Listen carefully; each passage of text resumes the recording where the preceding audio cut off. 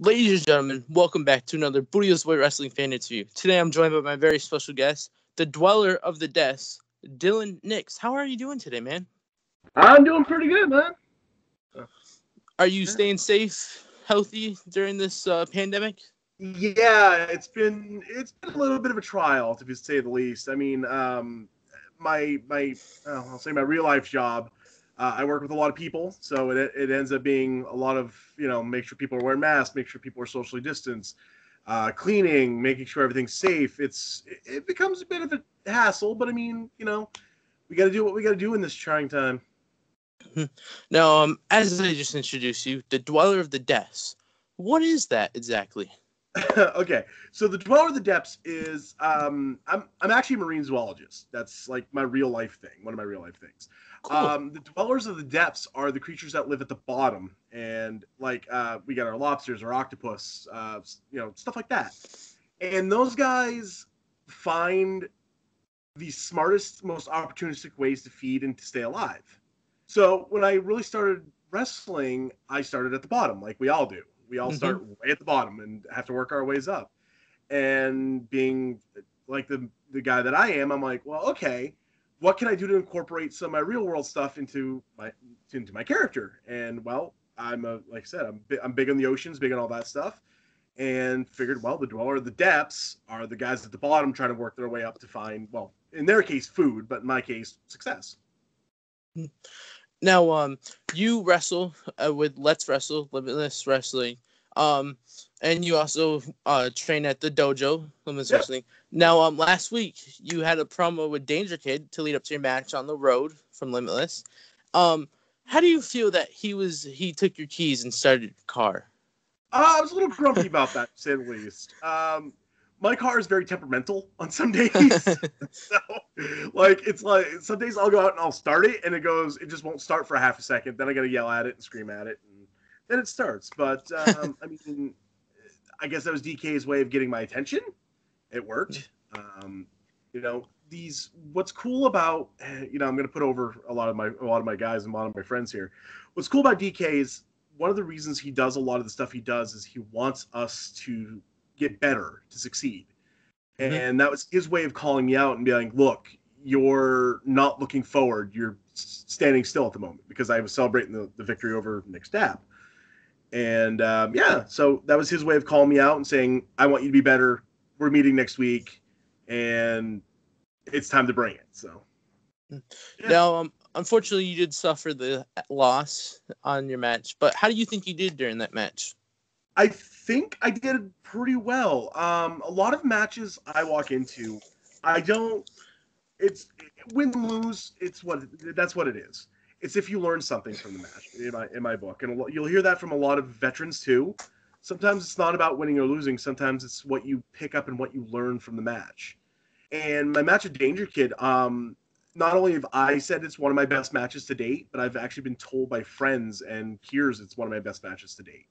So what I learned, it's I tried to go into that match with an open mind, try to learn from it, and I picked up a lot from that match, and hopefully I can bring what I learned from Danger Kid and get my head kicked off a couple times. Uh, what I learned from that match and keep bringing it forward, into my next match. Keep eyes forward, basically. Now, I hate asking this question, but it's something that you have to ask in order to get to know the person that you're interviewing more. What got you into wrestling? Okay. So I'm a bit older than a lot of your typical wrestling rookies. We'll say it that way. What got me into wrestling, man? I actually a few months back I was talking to my mom on the phone. And I actually asked her this question. I'm like, how long have I been watching wrestling? And she legit said I've been watching wrestling since she can remember me watching TV. So I've been, my first big wrestling memory that I have. We were talking about this at the dojo the other day. Is Steamboat and Macho Man, not Steamboat, I'm sorry, Jake the Snake Roberts and Macho Man Randy Savage, when the Cobra bit Randy Savage's arm. I remember Mhm. freaking out to that. And my mom going, it's not real, it's not real. Come to find out years later, the snake actually bit him. Different story. But my love of wrestling has just been part of my life since I can remember. And it's always something I wanted to do. So coming down the road and I went to a Let's Wrestle show, and if you watch Brandino Davis versus Eric Johnson, I'm in the crowd. That's my first show, and I was like, this is really cool. And I got to meet Randy briefly at the end of that show, and I kept going, I should go train. I should go do this. I should go train. I should go do this. And finally, I don't know what pushed me, that final little shove, but something in my brain went, go. And finally, I messaged Randy. I said, hey, I want to come up and start this. I started my first day with Aiden Agro, was my first day trainer. And, well, it's been since. Now, Limitless Wrestling does something cool. They have their main promotion, Limitless, it's one of the top independent promotions on in the world. And also they have their kind of stable or smaller promotion, Let's Wrestle. Would you say Let's Wrestle is kind of like the NXT to Limitless? Yeah, we actually, well, I kind of call it that. I don't know if everyone calls it that, but I definitely think of it that way. Because you get the boys from the dojo, the boys and girls, I'm sorry. I don't want Jesse Nolan hunting me down and setting me on fire. But you get the boys and girls from the dojo. That's where we get our start. Like, my first big thing was Let's Rumble last year. I came out, and DK and I had a little tussle in that and stuff. I hope that comes out on video at some point. It's really cool. And, that's where we get our starts. You get guys like the Dirty Drifters. You get guys like Dave Dyer. You get guys, like all those guys. That's where we start. And we work our way through there. And, Maine gets to see us first.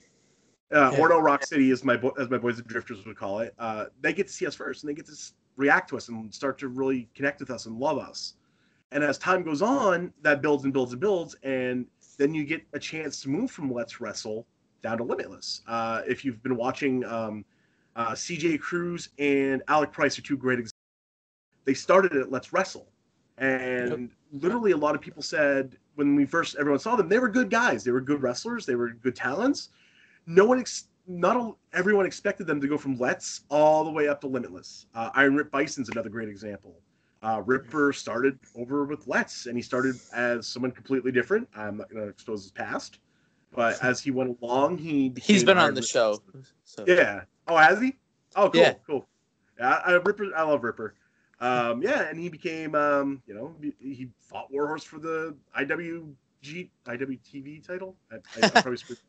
So sorry, guys. Yeah. Well, it was stolen. So I don't know if that was a work or not at this point. But it's really cool to start somewhere and build something, and be able to take what you build and watch it grow and be able to pull it to something new, and from that new to go to other places and be able to expand. So.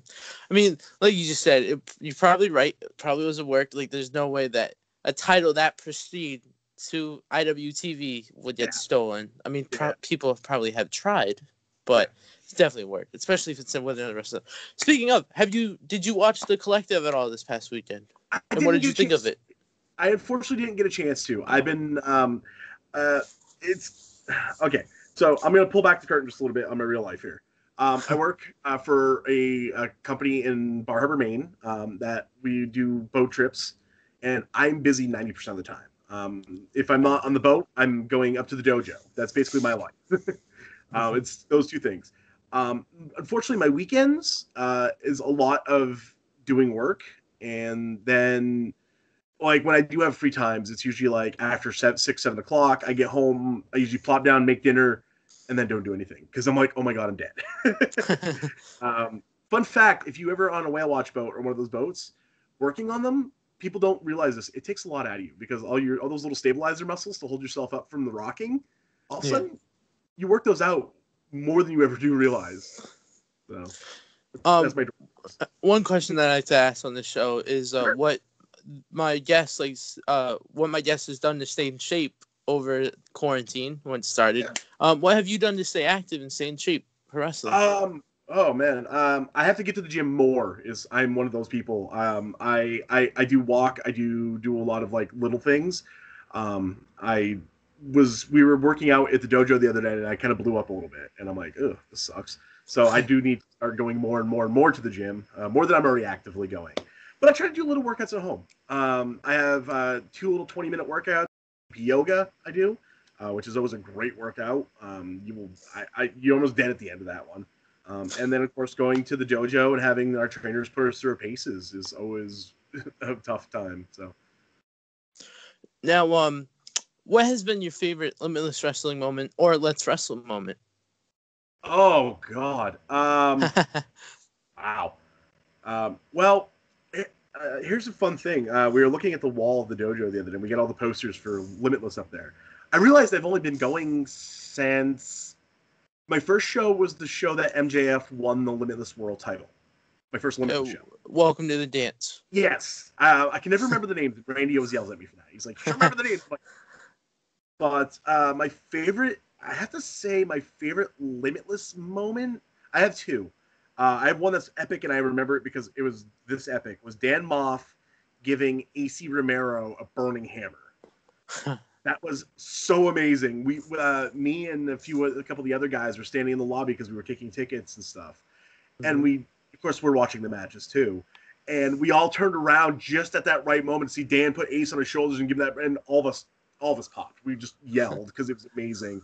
I gotta say, my boy Anthony Green winning the Limitless World title was a huge moment for everyone. We were sitting up in the bleachers at the end of the show watching it happen, and it was me and Evie was Ava Everett was in front of us, and Davey N was there with her in front of us, and we all just jumped up and screamed and yelled and acted like we were all 10-year-old fans. It was a great time. So, most infamous moment, I have to say, I got punched in the face once by one Mr. Alexander Lee. If you remember when MSP broke up, I was playing security. I was helping with security that night, and Alexander Lee punched me directly in the face. So, if you go back and watch it, you can totally see it. I was at the show, Vacation Land Cup. Yeah, I was by the entrance where people came through. Oh, yeah, all right. Standing room. I had to use a wall to keep back support. Yeah, but it was tight. It was it's a great show. Yeah. The Limitless puts... Huh? No, I thought I hit something. No, we're fine. Technology's weird sometimes. Technology is the future, as most people say. I don't believe it. Yeah. It is if you're Iron Man, but you know. Now, how long have you been wrestling for, actually? Okay, so people give me... It's funny. I either get two responses to this. I've been training since February 2019. 2019? Yeah, 2019. So my debut was at, like I said, it was at Let's Wrestle at the Rumble. It was January 2020, I think, if I remember correctly. So, I mean, I've only been wrestling for about, like, actually in the ring and doing shows and stuff. 6 months? 7 months? I've been actively training almost 2 years now, though. Or, yeah, a little under 2 years. So like you said before, you're one of the older rookies to wrestling. How long do you want to wrestle for then? I say it this way, until I can't. Luckily enough, a lot of the guys that are like my age are like 18, 19, 20-year veterans. I'm lucky to be, a 1-year rookie at this point.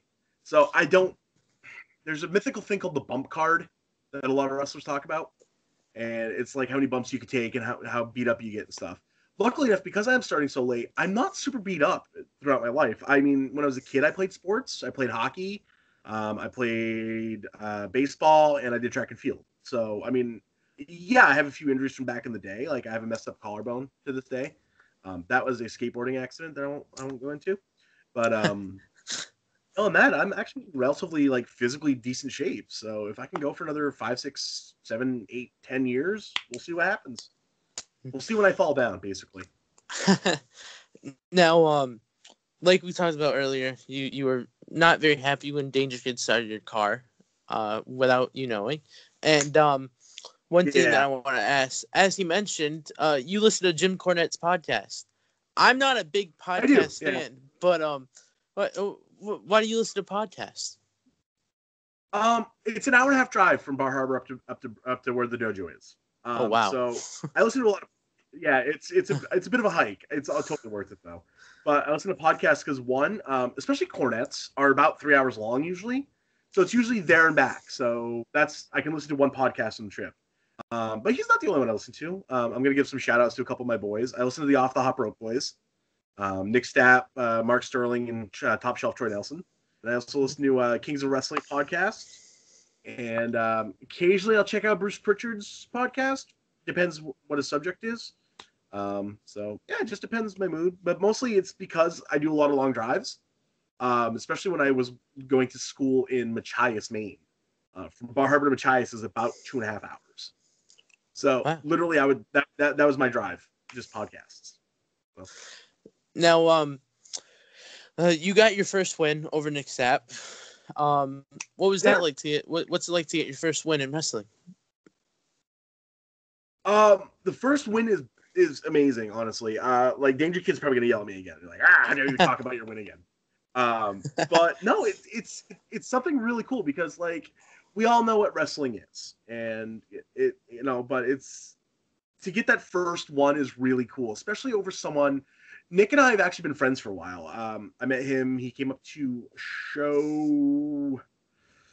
I can't remember what show it was, but he came up to a show. We met. I started listening to the podcast, and him and I became friends. And like I actually have his real life stuff and stuff. And it's really cool. And yeah, it was funny because we're like going through it, and I get him locked into the Aqua Lock, and I'm pulling it down. And also he taps. I was like, wait, what? So, but yeah, that first win is amazing, honestly, and you just want more after that. And I didn't get my second win over DK, but you know what? A learning experience, like I said. Now, one of the staple guys of Limitless Wrestling, Anthony Green, recently got signed last week, and what I'm sure everyone is shocked is he also relinquished the Limitless Wrestling title. What are your thoughts on him getting signed? Yeah.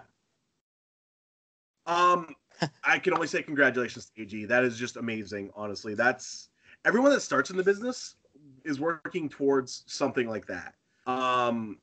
Like I said with me, I know my ceiling's not quite as high as some of the younger guys. Yeah. We got guys in their early 20s that are training, and those guys are like, don't tell him I put him over. Oh my God, he'll listen to this and go, oh, you put me over. Mac Daniels is a great example of this. Mac has all the tools. He's got the look. He's got the personality. Especially his personality is really starting to come out too. So he's a guy that can be shooting for the WWE or AEW or Impact or one of the big companies. Where I want to get to is a company like I want to just get to Limitless at this point, to be 100% fair. But no, guys like AG, man, deserve all the praise in the world. He's come and done seminars with us to train us and make us better. And he always has all the best advice. If you ever I always tell people, if you need like a piece of advice, ask AG. He's gonna know it. He started like all of us. He started as a fan, worked his way up, and here we are. Now, sometimes I like to have surprises. Sometimes there's surprise questions. Sometimes there's surprise moments. Everything good? All right. Live from his home. Sorry, my being stupid. Live from his home. Danger Kid is enjoying it. I'm just kidding. I just want to see your reaction. Okay, all right. No, I wish if that happened, I would, because you guys he kind of bullies you sometimes, because he wants you to be better, and yeah, he does. I just thought it would be funny to say that. Be 100% fair. DK and I are actually pretty good friends. It's like I said, he wants us. He's one of our trainers, so he always wants us to be better than we were yesterday. So, and I can't fault him for that at all. And it's funny because their work ethic, MSP especially, we both got the flags, we're both fans. MSP is one of those guys, both of them, both Aiden Agro and DK. They want us to be better. They want us to be get on the shows, and they want to wrestle us, and they want to show that look, our way works, and they want us to be able to go to other shows and be like, hey, these guys were trained by MSP and trained by Eric Johnson and trained by these guys, and this way works, and that's why we're good, and that's why, well, I don't know about good, but that's why, not awful. I should say it that way. So, yeah. So. Now, in Limitless, MSP is actually a tag team, but on Let's Wrestle cards, they're split up, kinda. Okay. So I will I don't know. Okay, Aiden Agro a few months back was at the dojo practicing. The reason you didn't see Aiden on the dojo in the ring, but you did see him in the crowd, is he hurt his shoulder. It wasn't super dangerous. It wasn't bad. It wasn't detrimental, but it was enough to keep him off a couple cards, and like he had to rest it and rehab it a little bit and make sure it got back to where it was. That's why you saw a lot of DK, but not a lot of Aiden. So. Yeah, but then they had the triple threat against Howard Strange for the Let's Wrestle title. That one's weird. I can't explain that one. I don't know. I don't know the inner workings of that one. So, but maybe they were hoping like, well, if one of us wins it, then you know, it's at least in the MSP camp at that point. So, mm-hmm. And like we, yeah. Oh, R.I.P. I know. Well, it still That's exists, what. kinda. Yeah, but it's weird, especially they're the SmackDown Tag Team Champions. And they're on Raw. I know. Yeah, the WWE makes no sense right now. I don't even know who the Raw Tag Team Champions are. So I think it's still Street Profits, if I remember correctly. Oh yeah, it would be weird if we. It's like drafting the Universal Champion back to Raw and then having Mac. It's crazy. WWE is not. Yeah, I think Vince is on the drugs. Honestly, I use on the drugs as a it's my terminology. Like they're insane. Yeah. Well, I think that so he needs to like retire soon, like or at least step down from where he is, so other people can take over. I don't know why he thinks this creative team is so great. It's not. NXT. I mean, especially who they just signed last week. They have no idea what's coming. So. Yeah, let's not talk about the tall one. Oh.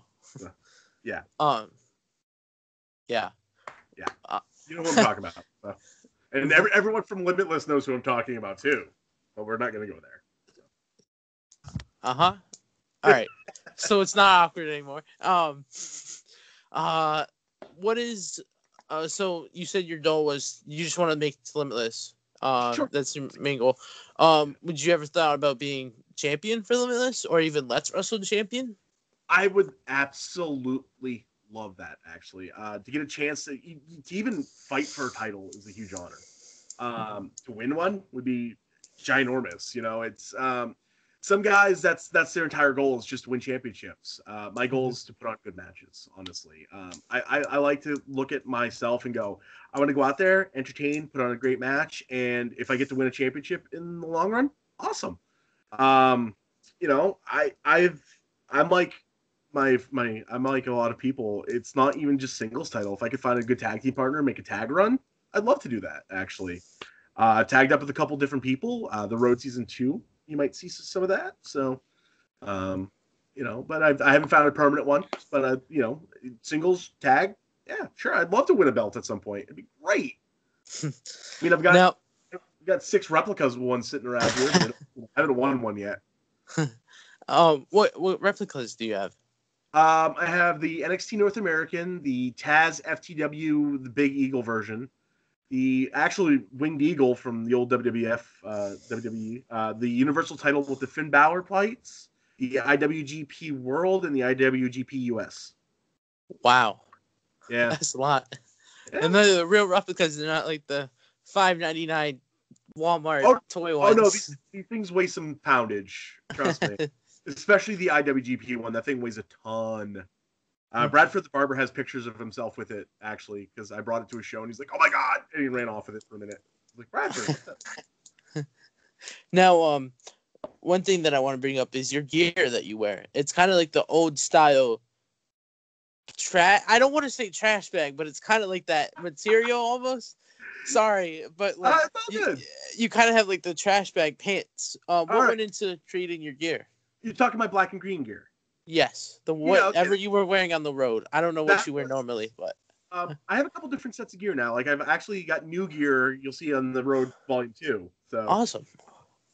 Okay, so my first pair of pants, they're pleather. Yes, they are warm. Trust me, they are warm. And they're not fun. But that design actually was a secondary version of that design.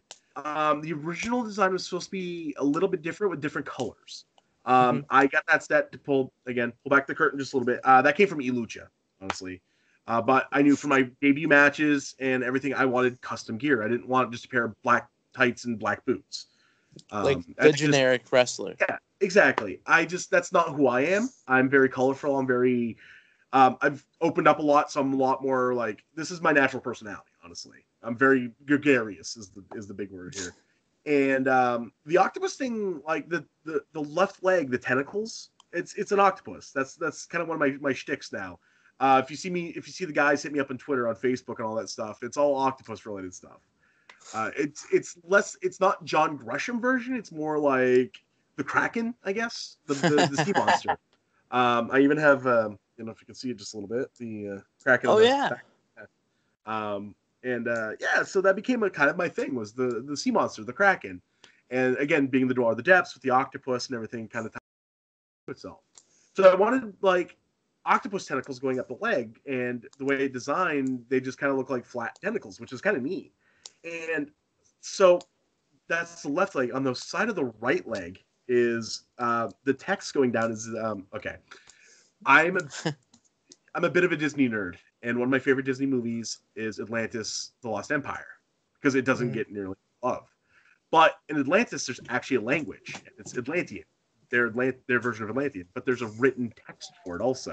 So it's actually Atlantean on my gear. It says Nick down the leg in Atlantean. So, but yeah, I just wanted some really neat, fun custom gear, and I got it, and boom, that's what I've been wearing. I got also, if you watch my match with Nick Stapp, I have a blue octopus siglet I wear, and then I have some really cool Atlantean aqua camo for season 2 of the road, which is watch out for that. It's fun. I like that gear. And now, another thing that you wore last week is like the eye face paint almost. Oh, the face paint, yeah. What went into you using that as well? Okay, so originally it was a little bit of a lot of the guys I liked growing up wore face paint. I watched Sting. I watched The Ultimate Warrior. I know the Warrior's insane, but Sting, Ultimate Warrior, Grey Muta, those type of guys. I always thought the face paint was such a set off of like what everyone else had because you saw a lot of the guys, the big, a lot of the guys with the big bearded guys or the guys with like the Shawn Michaels and stuff like that. But the face paint was always that pop of color that gave you like just a little bit more.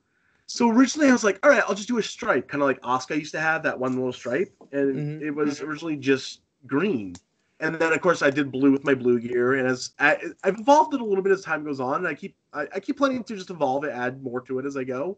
But I think face paint's just kind of neat, and it's a neat little addition to the character that not everyone wears. You see, like, I mean, I'm not probably going to go like Danhausen with it, obviously, but I like to add to it as I go to kind of keep it original and keep it neat. So, are you ever do like a Warhorse face paint? I might actually. I might get to that point. I don't like.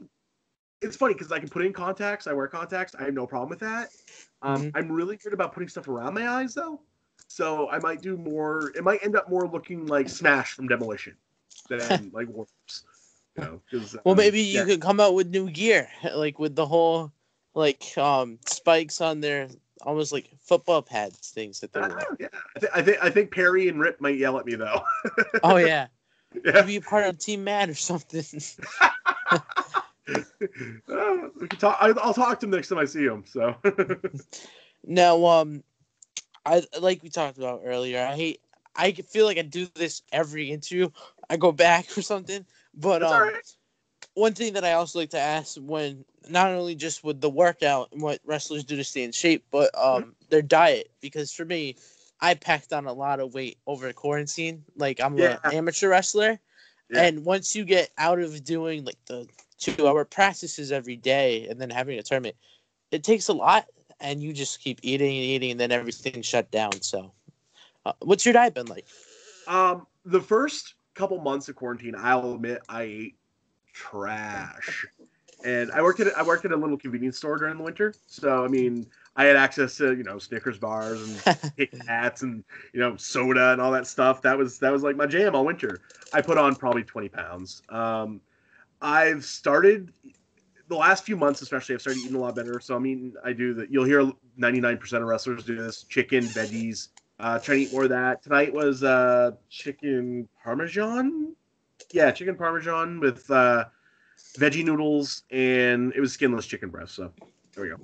But yeah, so it's like you try to find meals that you like and just try to like make them healthier because there's so many ways to take things now and be like, well, I like chicken Alfredo or something like that. And you can take the chicken, make sure it's chicken breast, and grill it instead of frying it. And the Alfredo can be the noodles. You can use the I almost said pasta. That's me. Veggie noodles. There we go. You can veggie noodle that, then you can do like a very healthy Alfredo sauce, and boom, you got your favorite meal. You just make it healthier. You know? So yeah, but that's what I've been trying to do. Honestly, I've been trying to, and I quit soda altogether, and I cut down on adult beverages by a lot. So, and in the summer in Bar Harbor, a lot of times after work, what we do is we go have a couple beers. But this year, because of everything going on, no one does anything. So basically, it's come home and bottle of water. So. Oh, I see. That's a Bullet Club water bottle. Yeah, I get this one off Amazon, I think. I was a big Bullet Club fan, Mark, for a long time. Still am. I still like the guys, but I got into them when it was like, the Bucks and Kenny and the guy with the umbrella that we'll not mention and stuff like that. So, and I'm still a fan of all those guys. Just they're not Bullet Club anymore. So now AEW. Yeah, the Elite. Yeah. I have a backpacking around here somewhere too. So. Oh, that's what I use when I go to shows. Oh, that's what I carry all my equipment in. Nice. It's mostly just an iPad and a tripod. I barely use a tripod, but luckily I got some new equipment. I got a ring light, and that would definitely be helpful. So. Yeah.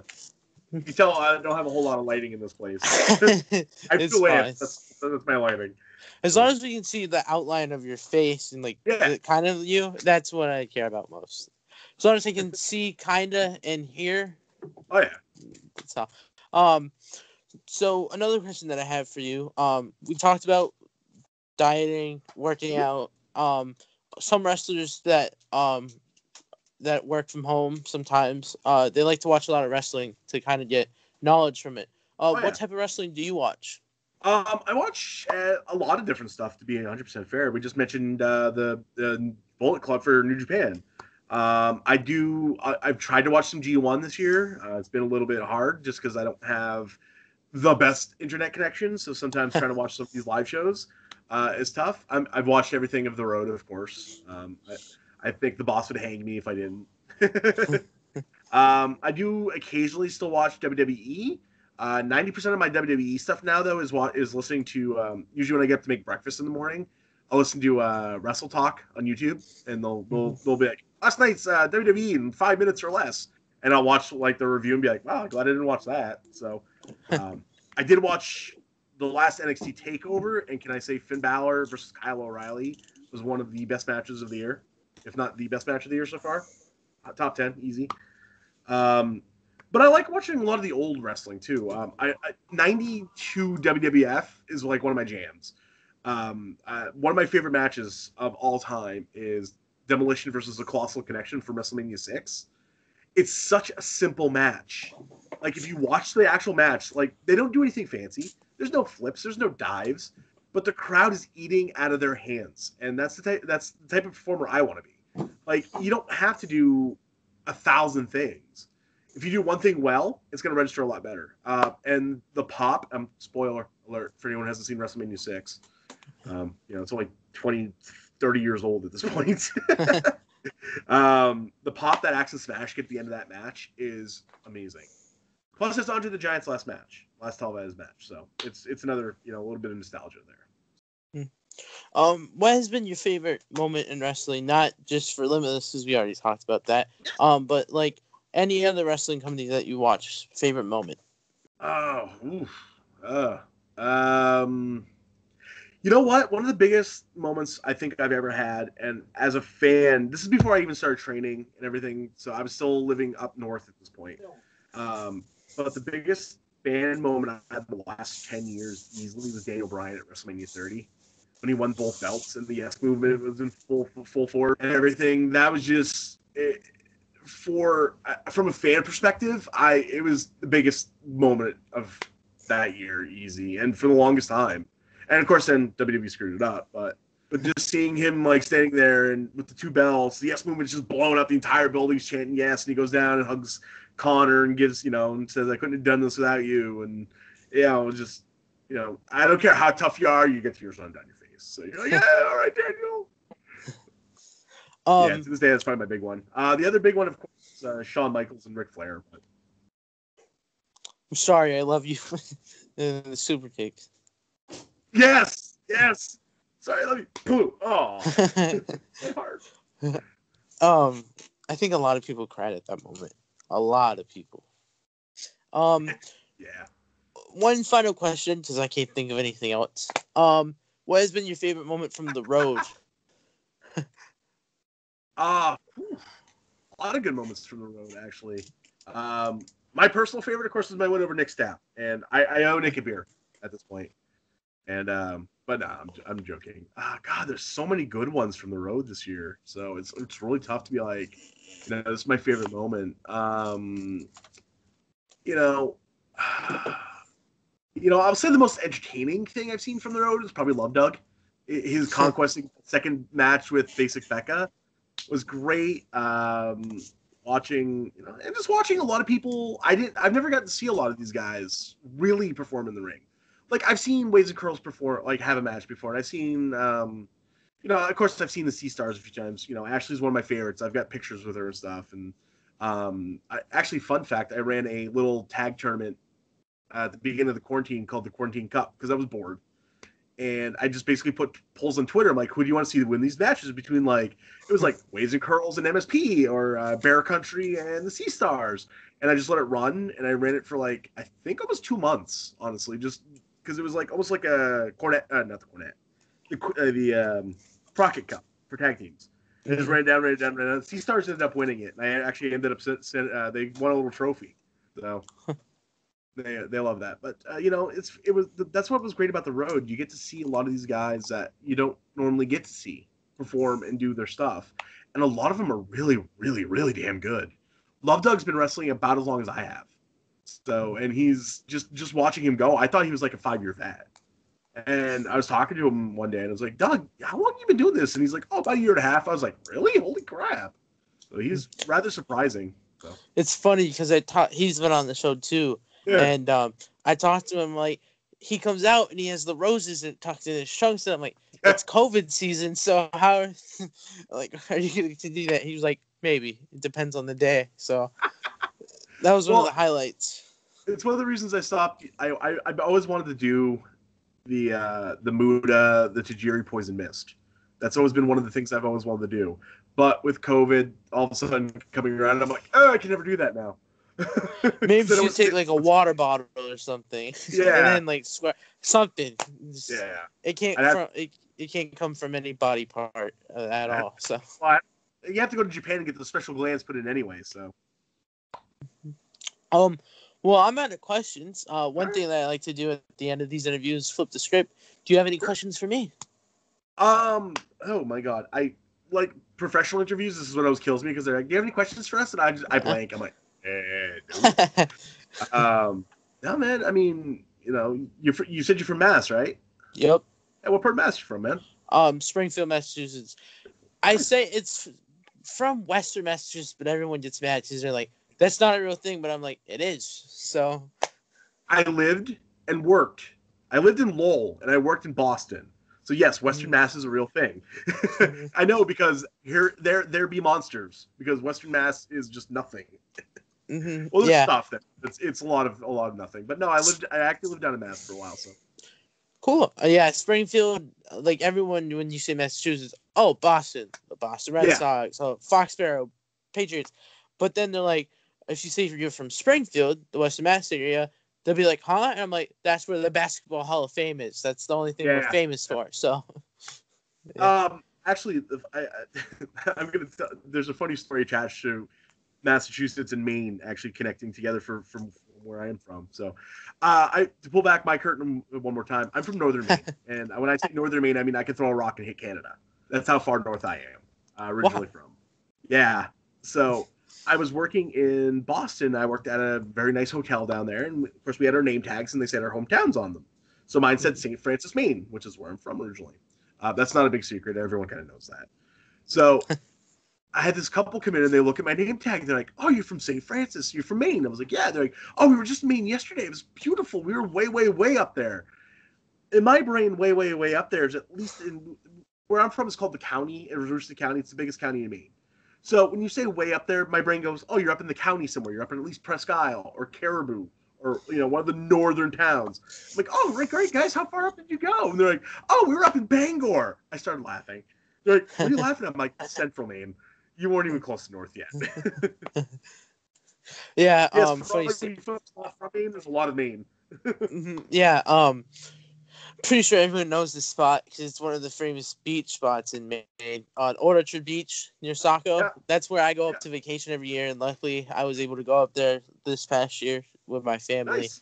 It's definitely different because of the restrictions, but Yeah. you gotta take a break from the regular world. So Yeah. at least Bar whenever Harbor, you can. I mean, it's like that here in Bar Harbor. We're a tourist town, and we had a quarter of what we normally have. So it's still busy, but it's like not nearly as busy as it was. The stupid pandemic has ruined a lot of lives. So Yeah, definitely. especially because Limitless Wrestling was on a roll, just with Yeah. each card after card after card, and then It's boom. gonna come back strong. Don't even, Randy's already planning. Trust me, we've talked about it a few times. There's already plans and plots going on. So I don't know anything. Don't ask me anything. Do you have anything that you would like to promote? Because I see you in the Nerds Wrestling group chat on Facebook, and you're always like, when Justin's like, drop your social media, I always see your comment. Yeah. So. So if you want to follow me on social medias, which is awesome, please do. Instagram, DOTD Nix, Dweller of the Depths, DOTD Nix. Facebook is Dylan Nix.